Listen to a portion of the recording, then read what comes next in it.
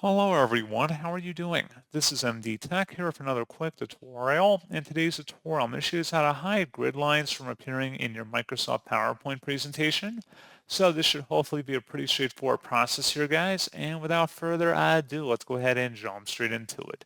So all you have to do is select the View tab up at the top, and then right above where it says Show, it says Grid Lines. Go ahead and uncheck that, and that's all you have to do.